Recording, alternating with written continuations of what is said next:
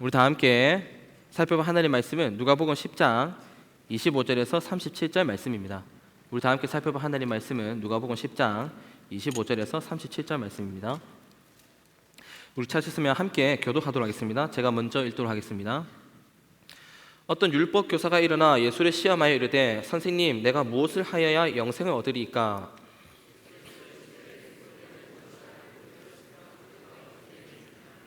대답하여 이르되 내 마음을 다하며 목숨을 다하며 힘을 다하며 뜻을 다하여 주 너의 하나님을 사랑하고 또한 내 이웃을 내 자신과 같이 사랑하라 하였나이다.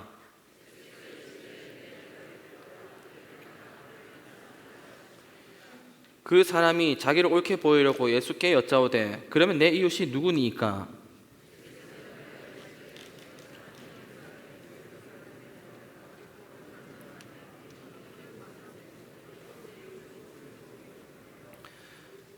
마침 한 제사장이 그 길로 내려가다가 그를 보고 피하여 지나가고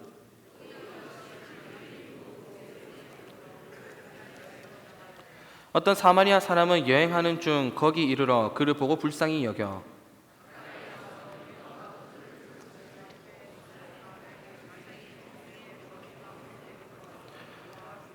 그 이틀날 그가 주막 주인에게 데나리온 둘을 내어주며 이르되 이 사람을 돌보아 주라. 비용이 더 들면 내가 돌아올 때에 갚으리라 하였으니 내 생각에는 이 세 사람 중에 누가 강도 만난 자의 이웃이 되겠느냐. 이르되 자비를 베푼 자니이다. 예수께서 이르시되 가서 너도 이와 같이 하라 하시니라. 아멘. 사랑하는 성도 여러분, 오늘 우리가 방금 읽었던 누가복음 10장의 말씀에 보면 율법교사가 등장하고 또 예수님께서 등장하시는데, 그리고 우리는 이 말씀을 보면서 율법교사와 예수님의 이 대화를 살펴보면서 한 가지 사실을 생각할 수 있는데요. 먼저 이 율법교사에 대해서 한번 살펴보자면 이 율법교사는요, 예수님께서 평소에 하시는 이 말씀에 대해서 전혀 동의할 수가 없었습니다. 왜냐하면 예수님께서는 평소에 어떤 말씀하셨냐면 누구든지 나를 믿음으로 구원을 받는다고 말씀하시는 거예요. 그런데 이 율법교사가 생각했을 때에 구원은 단지 예수님 믿는다고 얻어지는 게 아니라 율법을 행함으로, 그러니까 나의 노력과 내 힘과 내 의지를 통해서 얻는 거지 단지 예수님 믿는다고 해서 얻어지는 게 아닌 겁니다. 그래서 이 율법교사는 예수님께서 평소에 하시는 말씀에 전혀 동의할 수가 없었습니다. 그래서 누가복음 10장에 보면 하루는 이 율법교사가 드디어 이제 마음을 먹고 내가 예수님을 찾아가서 예수님의 생각, 예수님의 말씀이 잘못됐다는 것을 내가 드러내리라 하는 마음을 먹고 이제 예수님을 찾아가는 거죠. 그리고는 누가복음 10장 25절에 보면 어떤 질문을 하냐면 이런 질문을 합니다. 선생님, 내가 무엇을 하여야 영생을, 구원을 얻으리까 하고 물어보는 거죠. 그러니까 이 율법교사는 이렇게 생각한 겁니다. 내가 예수님한테 가서 선생님, 내가 무엇을 해야 영생을, 구원을 얻으리까 라고 물어보면 예수님께서 분명히 네가 뭐 한다고 해서 얻어지는 게 아니라 구원은 나를 믿음으로 가능하다라고 말씀하실 테니까 저렇게 말씀하시면 내가 이렇게 반박하고 이렇게 반박해서 예수님의 생각이, 말씀이 틀렸다는 것을 내가 증명해 보겠다 하고 예수님을 찾아가서 의도적으로 선생님, 내가 무엇을 하여야 영생을 얻으리까 하고 물어본 거죠. 그런데 여러분, 오늘 본문에 나오는 예수님께서 하신 말씀을 보면요, 그 당시에 예수님께서요 굉장히 피곤하셨던 것 같아요. 굉장히 피곤하셨던 것 같습니다. 왜냐하면 성경을 읽어보면 보통 율법교사가 찾아오고 바리새인들이 찾아와서 예수님의 이 말씀이 틀렸음을 지적하려고 이렇게 저렇게 막 이렇게 말하면서 공격하잖아요. 그럼 예수님께서 보통 그 말을 들으시고는 그들의 말이 왜 잘못됐는지 이렇게 조목조목 설명을 하세요. 반박을 하신단 말이죠. 근데 오늘 말씀에 보면 예수님께서 어떻게 반응하시냐면 이렇게 반응하시는 거예요. 먼저 율법에 무엇이라 기록되었으며 너는 어떻게 읽느냐라고 물으시는 거죠. 그래서 이 율법교사는 이제 드디어 때가 왔다, 이제 내 차례가 왔구나 하면서 이렇게 말합니다. 주 너의 하나님을 사랑하고 또한 내 이웃을 내 자신과 같이 사랑하라 하였나이다 라고 이야기한 거예요. 그러니까 예수님 당신을 믿는다고 구원을 얻어지는 게 아니고 구원은 주 너의 하나님을 사랑하고, 그러니까 나의 어떤 의지와 나의 어떤 노력으로, 나의 어떤 능력으로 주 너의 하나님을 사랑하고 이웃을 사랑할 때에 내 능력으로 얻어지는 겁니다 라고 반박을 한 거죠. 그랬더니 여러분, 예수님께서 어떻게 반응하시냐면 이렇게 말씀하세요. 오늘 본문에 보면 네 대답이 옳도다. 네 대답이 맞다 라고 얘기하는 거예요. 그러면서 어떻게 얘기하냐면 가서 이를 행해라 그러면 살리라 라고 말씀하시는 겁니다. 그러니까 율법교사가 말한 대로 하나님을 정말 온전히 사랑할 수 있고 율법교사가 말한 대로 이웃을 정말 내 자신과 같이 온전히 사랑할 수 있다면, 그래서 율법을 정말 온전하게 지킬 수만 있다면 율법교사의 말도 사실 틀린 말이 아닌 거예요. 그리고 예수님께서 지금 상태가 어떻다고요? 많이 피곤하신 겁니다. 많이 피곤하시다 보니까 이 율법 교사까지 상대해 줄 힘이, 체력이 남아있지 않았던 것 같습니다. 그래서 어떻게 말씀하시냐면 그래 맞다 네 말이 맞다, 가서 한번 해봐라, 네 말대로 한번 해봐라, 되는지 가서 한번 해봐라, 그러면은 네가 말한 대로 다 할 수 있으면 살 수 있을 거야 라고, 그래 네 말이 맞다 라고 한 거예요. 그런데 여러분 29절에 보면요, 이 율법 교사가 이 살짝 눈치가 없었던 것 같습니다. 우리 학교도 그렇고 우리 사회생활 하다 보면 꼭 눈치 없는 사람들이 꼭 한 명씩 있지 않습니까? 근데 이 율법 교사가 이 눈치가 좀 없었던 것 같아요. 율법 교사, 예수님은 그래 맞다 이렇게 한 거잖아요. 그런데 율법 교사는 어떻게 생각했냐면 내가 예수님을 이겼다라고 생각한 거예요. 내가 예수님을 굴복시켰다라고 생각한 겁니다. 그러면서 29절에 보면 공격을 한 번 더 합니다. 어떤 공격을 하냐면 이런 질문으로 공격을 하는 거예요. 그러면 내 이웃이 누구니까 하고 예수님을 공격하는 거예요. 그러니까 예수님, 그 당시 예수님 보면요, 어떤 사람들과 어울렸냐면 죄인들하고 어울리고 또 그 당시에 부정하다고 평가받는 사람들하고 같이 식사도 하시고 잠도 주무시고 이야기도 하시고 어울렸단 말이에요. 근데 율법 교사가 봤을 때 예수님처럼 저렇게 하면 구원을 못 얻는 거예요. 천국에 못 가는 겁니다. 왜냐하면 저런 부정한 사람들하고 다니면 부정하게 되고, 부정하게 되면 하나님한테 못 나아가게 되고, 하나님한테 나아갈 수 없으니까 영원한 생명을 못 받는 거예요. 구원을 못 받는 겁니다. 그렇기 때문에 율법 교사 입장에서는 예수님 당신 지금 저렇게 하는데 그거 잘못된 거 아니냐 하는 질문을 돌려서 지금 그러면 내 이웃이 누구니까 하고 질문을 한 거죠. 그래서 여러분, 이 말을 들었던 예수님께서요, 임마 이거 안 되겠네 하셨는지 이 율법 교사에게 어떤 말씀을 해주시냐면요, 율법을 행함으로, 그러니까 내 힘과 나의 어떤 능력으로 나의 의지로 구원을 이룰 수 있다고 확신하는 이 율법 교사에게 네 힘으로는 절대로 구원받는 삶을 이룰 수 없다라는 것을 알려주기 위해서, 너한테는 네 스스로 구원을 이룰 만한 능력이 전혀 없다는 것을 알려주기 위해서 한 가지 이야기를 해주시는데요. 어떤 이야기를 해주시냐면요, 바로 우리가 한 번쯤은 들어봤을 만한 선한 사마리아인 이야기를 해주시는 거예요. 그러니까 그 당시 율법 교사들하고 유대인들은요, 사람을 아주 가려가면서 사귀는 거예요. 이 사람은 부정하다, 저 사람은 안 부정해, 깨끗해, 나한테 도움이 돼, 저 사람은 더러워, 죄인이야, 이렇게 하면 사람 아주 가려가면서 사귀었고, 특별히 사마리아 사람을 엄청 혐오하면서 살았습니다. 어느 정도로 혐오했냐면요, 이 율법 교사와 유대인들은 사람마다 등급이 있다고 생각했어요.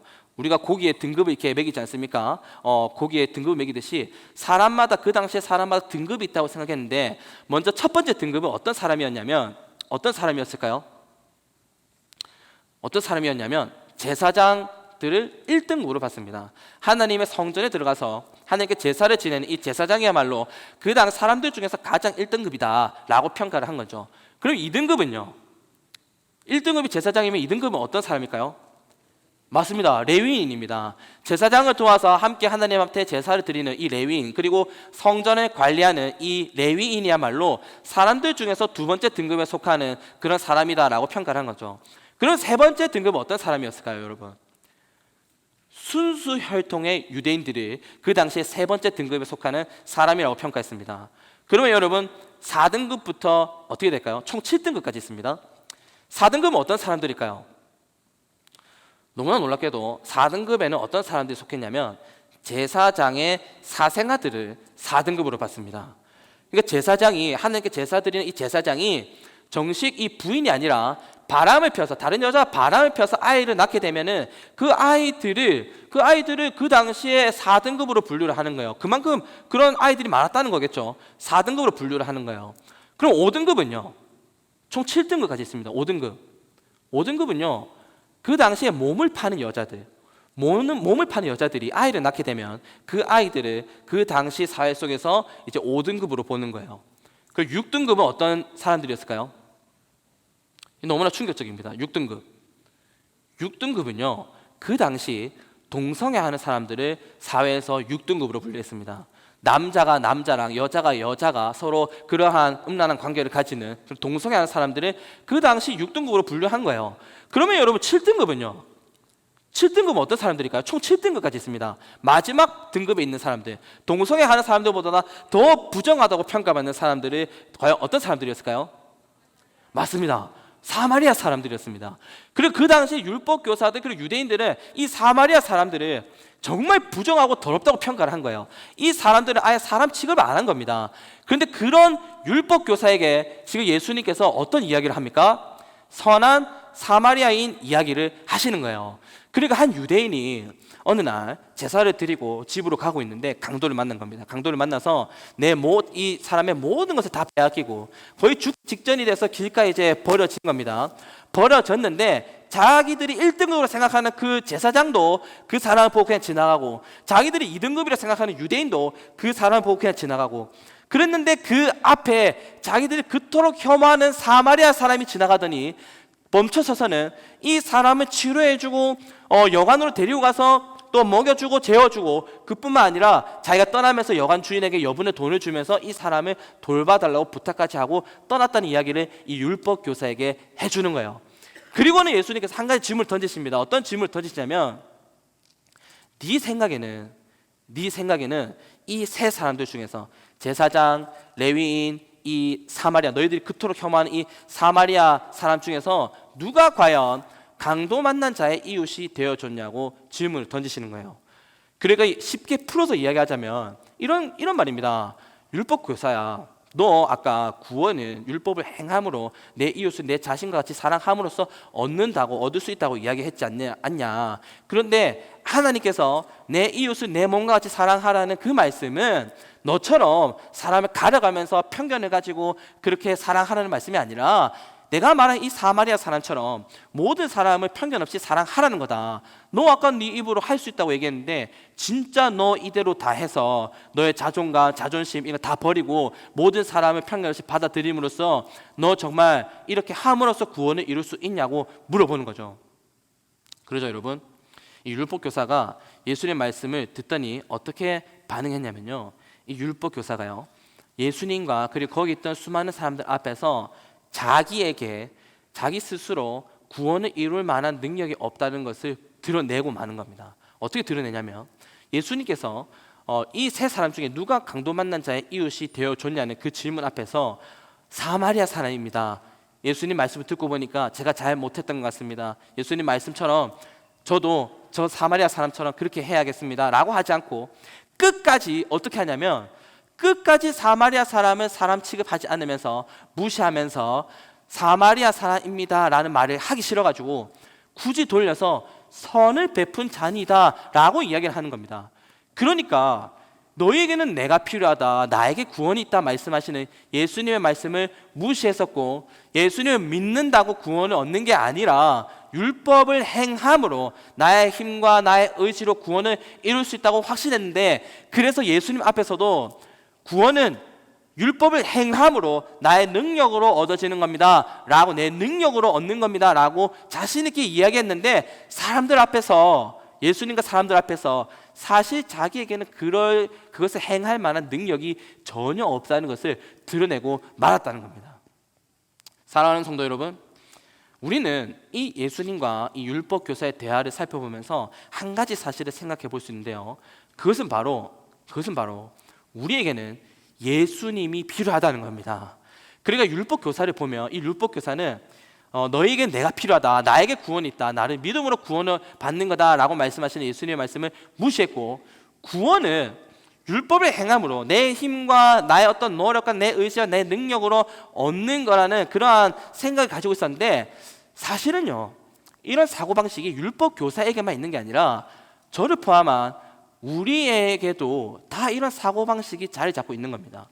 그래서 여러분, 우리 삶을 가만히 들여다보면 어떻게 행동할 때가 있냐면, 교회에서는 예수님을 가리켜서 나의 주님이라고 고백하고, 교회에서는 예수님이 나의 왕이라고 고백해 놓고, 교회에서는 예수님에게 생명이 있고 구원이 있다고 그렇게 이야기를 해놓고서는 교회 밖으로 나가면 어떻게 살아가냐면, 교회 밖으로 나가면 예수님 없이 살아가는 거예요.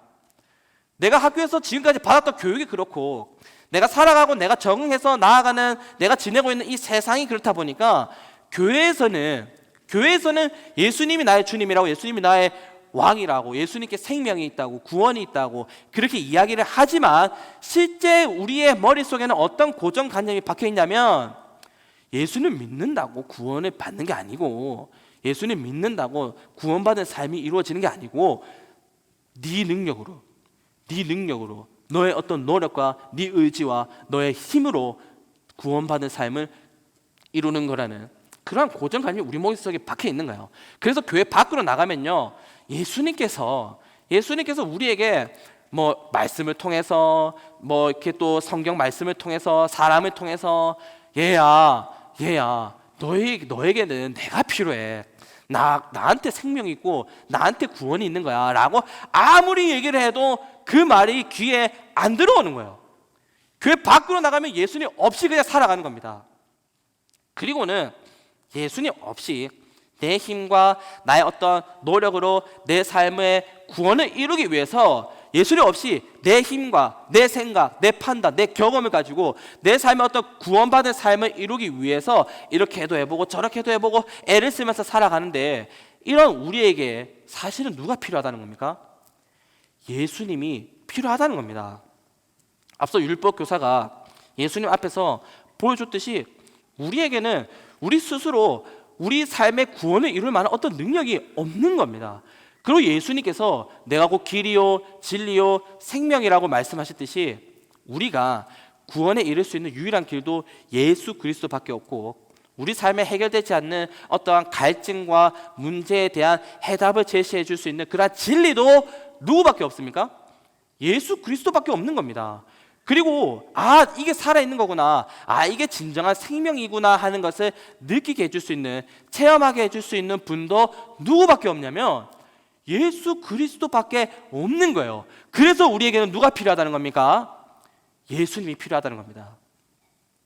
사랑하는 성도 여러분, 앞서 율법 교사가 예수님을 찾아와서 선생님, 내가 무엇을 하여야 영생을 구원을 얻으리까? 라고 질문했듯이 우리는요, 우리 삶 속에서 우리도 모르게 내 힘과 나의 어떤 능력과 나의 어떤 경험을 가지고 내 삶의 구원을 이루고자 노력할 때가 많습니다. 그래서 우리가 특히 어른이 되면 어른이 될수록 이런 특징이 많이 나타나는데, 어른이 되면 어떻게 합니까? 어른이 되면 어떻게 하죠? 우리 친구들 어른들이 보통 어떤 얘기를 해주죠? 야, 그건 하면 안 돼. 이런 말 많이 하지 않습니까? 야, 그거는 아니야. 엄마 경험상 그건 안 돼. 아빠 경험상 그건 안 돼. 어떤 예수님의 판단에 의해서 예수님이라면 어떻게 했을까를 생각하지 않고 그건 안 돼. 이건 아니야. 어른이 되면 될수록 더욱더 나의 어떤 능력과 내 생각과 나의 경험을 가지고 내 삶의 구원을 이루고자 노력할 때가 많은 겁니다. 그래서 이렇게도 해보고 저렇게도 해보고 나 나름대로 애를 써보기도 하고, 이런 고생 저런 고생 그런 고생들을 참아내기도 하고, 여러 가지 아픔들을 경험하기도 하고요. 살면서 또 삶 속에서 생기는 여러 가지 책임감 그리고 삶의 무게와 짐을 내가 내 힘으로 뭔가 내 삶의 구원을 이루어야 한다는 그러한 고정관념이 박혀 있다 보니까 그러한 무거운 짐과 그러한 삶의 책임감들을 내가 다 짊어지려고 할 때가 많은데, 사랑하는 성도 여러분, 우리 삶의 구원은, 그러니까 진정한 기쁨이 있고 진정한 만족이 있는 그런 구원받은 자로서의 삶은 있잖아요, 연약한 우리에게서 나오는 것이 아니라 오직 예수 그리스도에게만 있는 줄 믿으시기 바랍니다. 그러므로 여러분, 우리가 만약 내 삶의 구원을, 정말 구원받은 삶을 정말 맛보기 원한다면 하루하루 분주하게 살아가는, 하루하루 정말 바쁘게 살아가는 그러한 내 삶을 잠시 멈추고 우리의 구원자 대신 예수 그리스도를 찾는 우리 모두가 되기를 주님의 이름으로 축원합니다. 그리고 이런 예수님을, 우리의 진정한 구원자 되신 이런 예수님을 찾음으로써, 갈망함으로써 이 예수님을 만나고 정말 예수님으로 말미암아 정말 구원받은 삶을 살아가는 우리 모두가 되기를 주님의 이름으로 축원합니다.